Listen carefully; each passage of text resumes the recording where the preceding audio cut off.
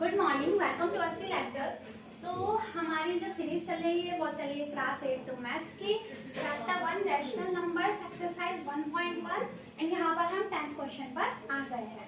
तो हमें right first part है हमारा क्वेश्चन का, the rational number that does not have a reciprocal.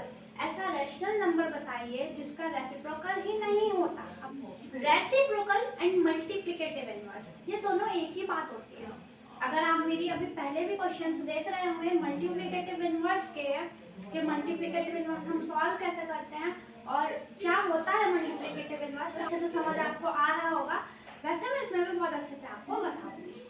So the rational number that does not have a reciprocal, ऐसा rational number जिसका reciprocal ही नहीं होता, जिसका मल्टीप्लिकेटिव इनवर्स ही नहीं होता। सो वो होता है हमारा जीरो। वो कैसे? अब जो रेसिप्रोकल होता है उसका मतलब होता है अगर दो नंबर्स हैं, दो फ्रैक्शन नंबर्स हैं, उनका अगर हम प्रोडक्ट कर रहे हैं, उन्हें मल्टीप्लाई कर रहे हैं, उसका आंसर हमारा क्या है 1 आए, उसका मतलब है वो जो दो नंबर्स हैं ना, वो जो दो फ्रैक्शन नंबर्स हैं ना, वो एक दूसरे के क्या है मल्टीप्लिकेटिव इनवर्स हैं, या हम कह सकते हैं वो रेसिप्रोकल है एक दूसरे के। सो अब मैंने क्या कहा है यहाँ पर, rational number that does not have a reciprocal, एक ऐसा रैशनल नंबर जिसका रेसिप्रोकल ही नहीं होता, जिसका मल्टीप्लिकेटिव इनवर्स ही नहीं होता, तो वो क्या होता है, वो जीरो होता है। ओके, वो कैसे, रीजन भी बताती हूँ आपको। अगर मैं कह देती हूँ जीरो है, सो 0/1 अगर मैं कह देती हूँ 0/1 तो ठीक है, हाँ ये अभी भी जीरो ही है, ठीक है। बट अगर मैं कहूँ 1/0, सो मैंने आपको पहले क्वेश्चन बताया था कि जो हमारी फ्रैक्शन की, जो हमारी रैशनल नंबर्स की फॉर्म होती है वो P/Q होती है, ये एक फॉर्म होती है। और P एंड Q जो होते हैं वो इंटीजर्स होते हैं। यहाँ पर जो P एंड Q होते हैं रैशनल नंबर्स में वो इंटीजर्स ही तो होते हैं, जैसे कि 1 हो गया, 2 हो गया, -1, -2, -3, 4, 5, 6, 7, कुछ भी आप कह लीजिए, वो इंटीजर्स ही तो होते हैं। तो हमारे P एंड Q क्या होते हैं, इंटीजर्स होते हैं। सो यहाँ पर लेकिन जो हमारा Q होता है ना, वो जीरो नहीं हो सकता, वो कभी भी जीरो नहीं हो सकता, क्योंकि अगर हमारा Q जीरो हो गया तो वो हमारी वैल्यू ही हमारी क्या हो जाएगी, अनडिफाइंड हो जाएगी, नॉट डिफाइंड हो जाएगी। ओके, तो Q की वैल्यू जीरो नहीं हो सकती। अब इस कंडीशन में आप देख सकते हैं यहाँ पर P/Q के फॉर्म में है ये, एंड Q की वैल्यू जीरो नहीं हो सकती, बट यहाँ जीरो हो रही है। इस वजह से कहा गया है कि जो जीरो है उसका कोई रेसिप्रोकल नहीं होता है, उसका कोई मल्टीप्लिकेटिव इनवर्स नहीं होता। तो मुझे लगता है आपको ये अच्छे से समझ आ गया होगा। अब हम सेकंड पार्ट पर चलते हैं।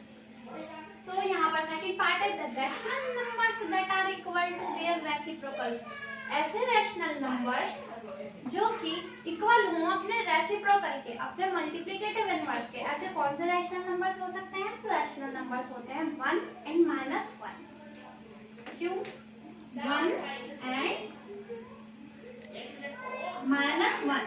वो क्यों? अगर मैं 1 की बात करूं और मैं कहूं 1 का रेसिप्रोकल बताओ या 1 का मल्टीप्लिकेटिव इनवर्स बताओ, तो वो क्या होगा 1/1। तो बात तो वही रहेगी ना, है तो ये 1 ही ना अभी। अगर मैं कहूँ कि -1 का रेसिप्रोकल क्या होगा, सो -1 का रेसिप्रोकल होगा 1/-1, ये कह सकते हैं। बट फिर भी ये जो होगा ये -1 के इक्वल ही होगा ना, ये भी -1 के इक्वल ही होगा ना, क्योंकि माइनस प्लस क्या होगा, माइनस ही होगा, एंड -1 भी हम इसको लिख सकते हैं। जो हमारा क्वेश्चन है वो क्या था, rational number that are equal to their reciprocal, वो रैशनल नंबर जो रेसिप्रोकल्स के इक्वल हों, या हम कह सकते हैं जो अपने मल्टीप्लिकेटिव इनवर्स के इक्वल हों, वो रैशनल नंबर्स हमारे होते हैं 1 एंड -1। ओके, सो ये था हमारा सेकंड पार्ट। सो ये है third part, the rational number that is equal to its negative. ऐसा रैशनल नंबर जो अपने नेगेटिव के भी इक्वल हो, वो होगा हमारा जीरो। 0 इक्वल्स टू -0 कह सकते हो, क्योंकि जीरो तो हमारा जीरो ही रहेगा, ठीक है। तो the rational number that is equal to its negative is, answer is zero, answer is zero. Okay, zero हमारा आंसर है।